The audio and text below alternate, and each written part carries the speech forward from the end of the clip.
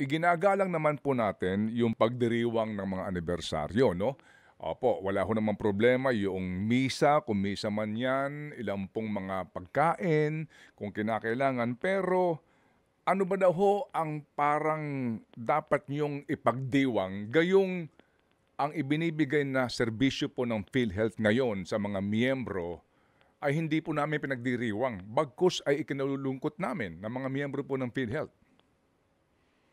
Well, iginagalang po natin yung mga sentimiento at yun din pong mga karamdaman or nararamdaman ng pong gaya ng inyong binabanggit.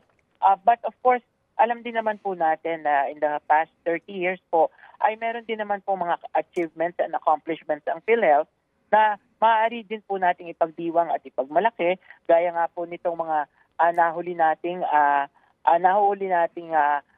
pagpapalawak ng ating mga benepisyo. Opo, yung pong pagpapalawak na yan, muli po, no, babalikan nga natin. Kasi nagdagdag kayo ng premium, ano po, ha? Opo, and then, opo, Opo. at pagkatapos niyan, nagbigay daw nga ho kayo ng contribution sa national government, kaya ito ho yung kinukuha nga na 89 billion.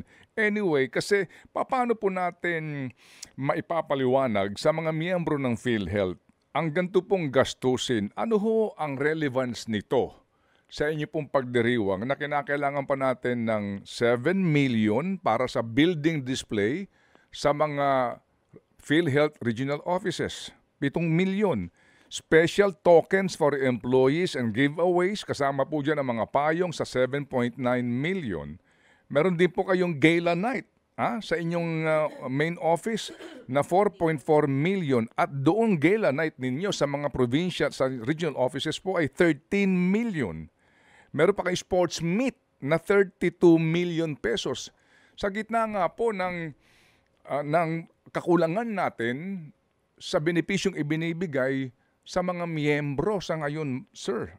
Paano ho natin ito maipapaliwanag na kailangan yung gumasta ng pagkalalaking halaga sa ganito pong aktibidad na hindi naman po ganong kagandahan ang inyong imahe?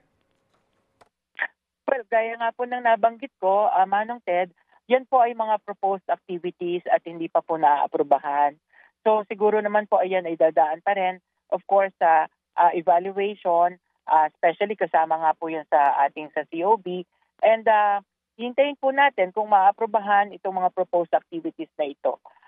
Gaya nga po rin ng nabanggit ninyo, this is a milestone year for PhilHealth kasi 30th year na po natin ito kung kaya't nagkakaroon po tayo ng mga proposed activities for that. Mm. Pero gano'n na rin nga po dahil sa mga pangyayari ay I'm pretty sure it will also be scaled down. Opo, yes. Doc, ako po'y humihingi ng pangunawa. Sorry po sa ating katanungan. Baka Yes, ho sir. masakit Yes po. pakinggan, pero yun din po naman po ang sentimiento ng ilang po mga miyembro. Opo. Doktor, sino po ang nagpanukala nito? Ito hong listahan na ito. Sino po? Ito ba'y lupon? Sino hong mga nag-aral nito?